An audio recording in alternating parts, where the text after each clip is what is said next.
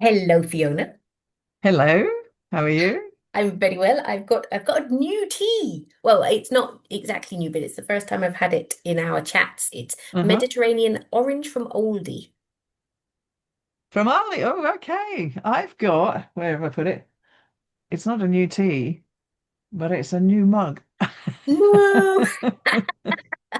And actually, I'm just realizing it goes with my cardigan, but that is coincidence. Fantastic. Was it a This is Christmas the present, love? consequences of British weather, this mug.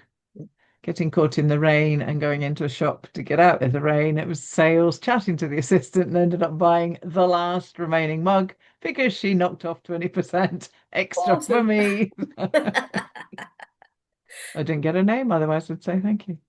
And my tea is, I can't remember if I've had it on in these chats before. It's one I really like. It's one of the Bird and Blends. It's called Peppermint Creams, and it's oolong Oh. and mint. I never knew that I liked oolong. I don't know that I'd ever had it until about 6 months ago.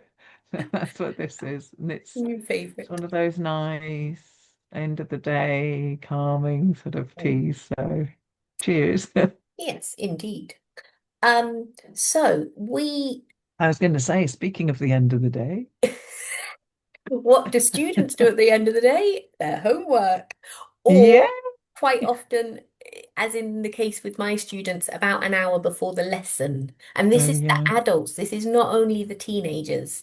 I've got a couple of adults as well who will send me through their homework yeah. I an bet hour it's before. adults even more than kids. Kids have got a slightly more not discipline, but more of a habit, I Yeah, guess. I think that's Yeah, it. Yeah, definitely. Yep. yeah. Homework, hey, Mhm. love it, hate it. How do you feel about it? I mean, if I'm honest, a lot of the homework that I set tends to be the exam preparation classes, and it tends to be the reading, the Yeah. writing, Okay. things that I prefer not to do in class time because then we can use that time for more communicative practice. Yeah. Um, I do, though, sometimes set my students, we've talked a little bit about this before, homework in terms of using English. Um, but yeah, to be honest, I'm not a huge fan of homework. No, I'm not. Well, for me, homework. I was on a panel recently. Panel? Do you call it a panel? A debate, not a panel really, for one of the ITEFL SIGs, the YLT SIG, and we were Mhm. talking about homework. Um, and I said there, and I'm sorry, the reason I'm mentioning that is I'm kind of name checking them because I said this on their thing first. I think homework has kind of got a bit left behind in the teaching approaches methodology sort of world, in that we focus quite a lot on making our classrooms motivational and learner centered and all this kind of stuff. And then we go and we set the workbook or whatever it is for homework, or the thing that we didn't quite finish in class, or the essay, oh, we did all the setup for the essay, but now go and write it at home. And I think really, certainly me as a person who absolutely loathed and detested homework as a kid and actually got expelled from a school for not doing it. Um, I think we should be giving homework that is just as engaging and motivating, because if they don't want to do it, all that hard work we do in class to make the students want to be there and want to learn and engage, it all disappears out the window because we just create resentment by giving homework. So, But do and some you, of them do it because it's part of their life, that's whatever parental support they have at home or study skills, this stuff where they're in the habit of doing homework. But a lot of them, they just like, but do you feel as home. well with, so thinking specifically about the teenagers, because homework is such a part of their life, Hmm. do you feel that we could make it more motivating, or just the fact that they get homework from all the other subjects? Do they already approach homework with this, oh, this is what I have to do, and no matter how engaging we try to make it, we won't be able to beat that with the majority of them. Well, I mean, this is where my one of my slogans in life, slogan is on the right one, is something is better than nothing. You must have had this. You just hit on the right that magical piece of homework that you hit on the right piece of homework, and the kids really want to do it. Mm, And they come in the next day, they go, I haven't quite finished it. I wanted it. Can I have a bit more time? And you go, okay, because it's not, oh, I haven't looked at it yet. hmm It's, hmm it's, oh, can I just have, so you end up going, and then, um, what was it I did last week? We did something. I know what we did.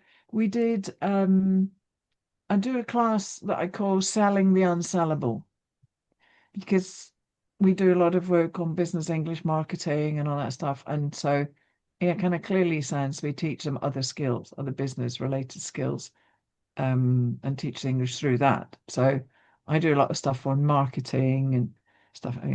Back in the midst of time, I worked in that kind of area.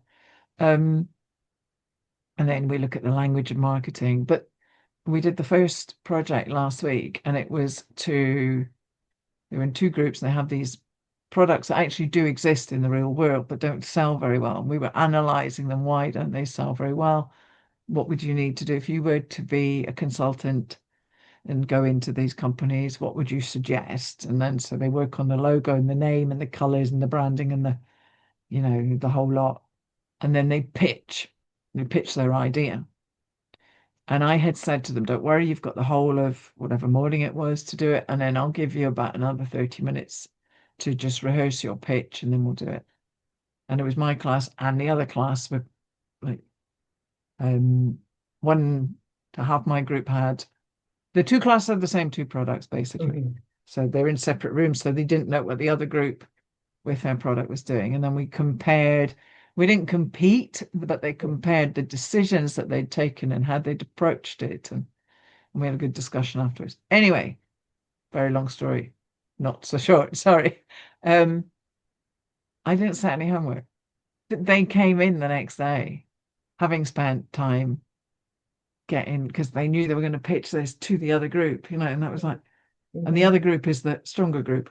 So and my, I think, I mean, I'm being very biased. I think mine were better, but they had made such an effort just to get their posters and one group particularly had come up with this brilliant slogan. I don't know, they just really went for it.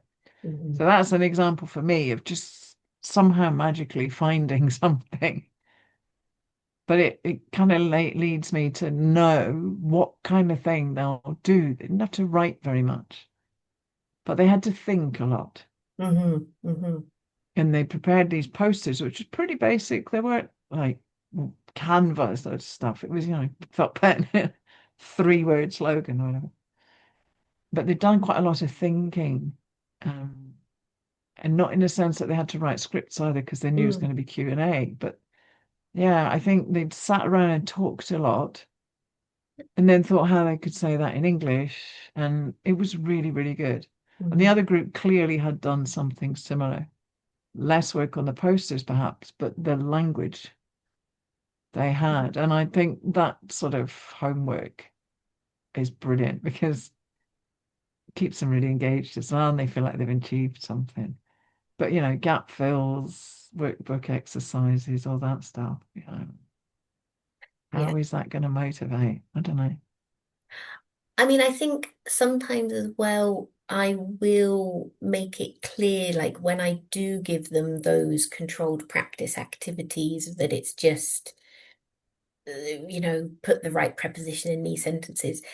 It is, you know, do this at home, and then in the next lesson we can just kind of chat. I'll prepare some questions with that vocabulary or that grammar, um, so that they can kind of see the purpose of doing that grunt work at home, so that in the lesson we don't have to sit in silence for, even if it's just 3 minutes whilst they're filling it in, and then we go through the answers and go through all the staging of the activity. And it's just like, quite often sometimes as well, I'll tell them the answers rather than going through the what did you have for number one, or even at Yeah. times taking that time to compare their answers if it's something that I think was so simple, they either got it right or they got it wrong, and there's not going to be a lot Yeah. of discussion around No, the exactly. answers. I think Yeah, sometimes it's worth just showing them in the page from the answer key and then saying, right, the ones you got wrong, why do you think you got them wrong? And then you get more from the discussion than from actually the back and forth about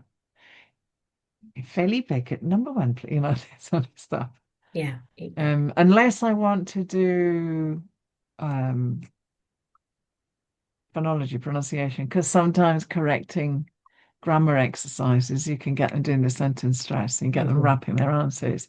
And that's a different thing. That's like a classroom activity on pronunciation. Yeah, yeah. Do you give your students a choice? So when you talk about grunt work, do you say you're going to do this thing, or do you say you can choose this or this or this or this? We're reading each other's minds. I was just about to Yeah. say, have you ever used choice boards with homework? Yeah, Um, yeah, I always do. I Yeah. mean, I have to admit, and this is another thing as well, because I'm freelance, I had a fair bit of flexibility with the resources that I use. So my students, I got them to buy the exam preparation for the course that we're doing. There is a course book, but I didn't get them to buy the workbook. So there's not this extra book that I have to try and get through to make it feel like they've invested Yeah. wisely. Um, so in that respect, I do tend to just say, okay, do exercise 1 and 2 for homework. Okay. So there's not that choice. But what about with your students? I have, if it's grammar, for example, I have How English Works, Mhm. Swan and Walter. In fact, pretty much all my stuff is Swan and Walters. I have other books, but those are the ones that the students seem to understand, for want of a better phrase, rather than just doing mechanically stuff. They can read the The explanations or the explanations and yeah. yeah. So I have the Yellow How English Works, but I also have I haven't got them here and I can't remember the exact title, but it's also Swan and Water, slightly more recent. There's a orangey yellow one that's the intermediate level, and there's a green one, that's like, green, white, green, or whatever, Mhm. that's the advanced one. The So, for English in example, use something like that, yeah. Is it practical English in use? It's would something like be, that, yeah. I think mine are on the other side of my bookcase. Anyway, it's just grammar. It's not a course book. It's just grammar practice books. And I'll say, like recently we did at, on, in, prepositions, and those are in all three books. So I'll say, right, you decide. Do you think you can do the advanced? The stuff that we did in Oh, class was advanced level. So do you think you could do more of the advanced? If you felt like you needed a bit more grounding, here's the intermediate book. Here's another slightly different book. It's not leveled as such. Same author, so there's going to be some crossover. And there's that and that if you prefer. And then they choose and they actually choose. So they can acknowledge to themselves where they feel their level is, and mhm. without everybody else kind of getting involved in that. If they feel like they need to go back a bit, they do, but it does work, and it does mean that I get sort of slightly more interesting questions from them when it comes to. I know that sounds odd, but I think it's because they've been able to work through in the way they want to a Yeah. particular grammar point, and then they can come to me and say, but why is it on budget or on a budget, for example? Hmm. This kind of thing where you go, yeah, that's not quite the same as place and time and do the people do.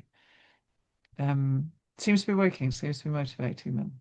Awesome. And I If I think that, just put a grammar book on the table and say, find something and do it, no, that's not going to work. But if I say yeah. this and this and this and this, Well, there was a teacher, Claire Thompson, a few years ago. She did a fantastic session on learner choice. And one yeah, of her big things was it has to be limited and it has to be informed. So that idea of just, here's a yeah, book, choose something, that will never work. But if you say to them, so you can do this or this and this, and these are the reasons why you might choose, yeah. or let's have a think together, why might you choose this one, or this one?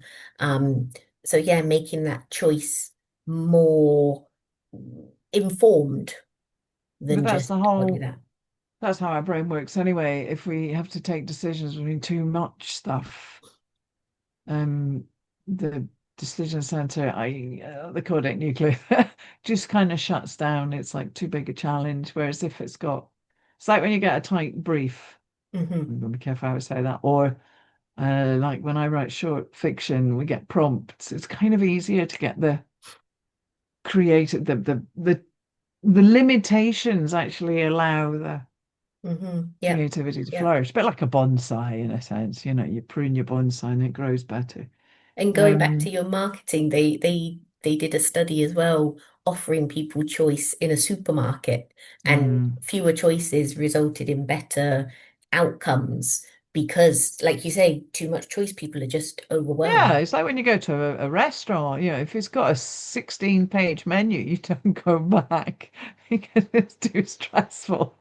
Whereas if it's got like one sheet of paper, then it is. There's nothing worse than when you sit down, you're given the two drinks menus and the crisp, the seasonal, or when the a la carte, and you're like, Yeah, ah, yeah, yeah. No, it's definitely just true. tell me what you recommend. It's Mhm. the same sort of thing. It's um, limiting choice, and then we are sharing our knowledge because we know the students and we know the content, so Mhm. we can more effectively guide as well.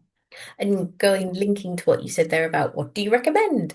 Um, Getting students to share what they're doing beyond the classroom in Right. English as well, and not obliging people to do it for homework. But I think sometimes those suggestions that come from peers are much better received, much more well received, much better received than Yeah. suggestions that come from the teacher. Like one of my students, she mentioned a learning English podcast that she listens to, and All right. that got other students in the class listening to it because they appreciate her input. Well, I use well, not use, create homework buddies. So like we do pair work in class, do pair work like for homework as well. And you get them to organize themselves into pairs because you say, well, it's easy if you live near a person or you go on the same bus or you do whatever. And then that allows them to kind of discreetly go with the person they actually like. Yeah, yeah. And then that gives them support as well. I mean, we're both from generations that had telephones with curly hair.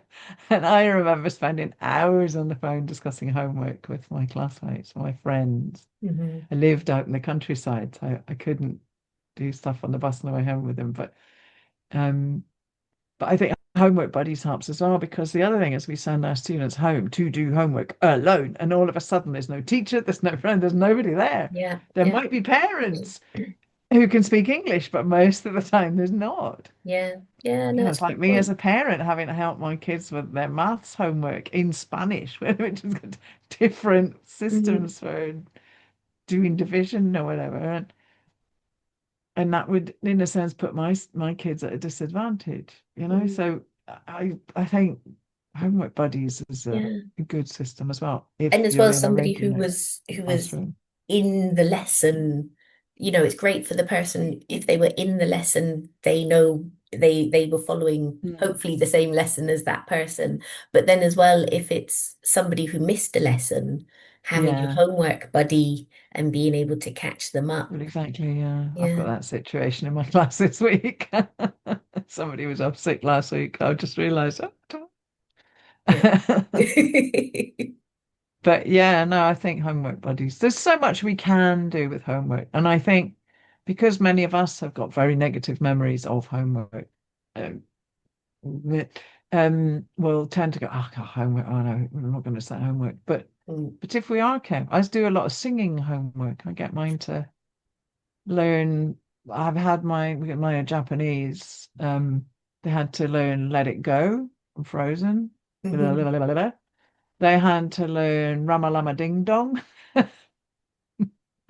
with the and the O. Never Enough was another one.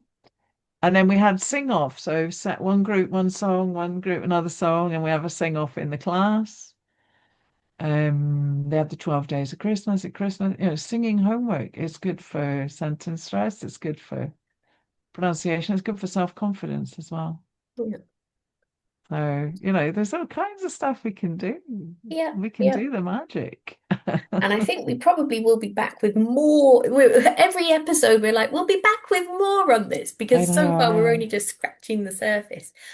So, yeah, we'll Yeah. definitely be back with more ideas about homework. But let us know in Mhm. the comments, what are your thoughts? Are you a fan of homework or not? And Yeah, exactly.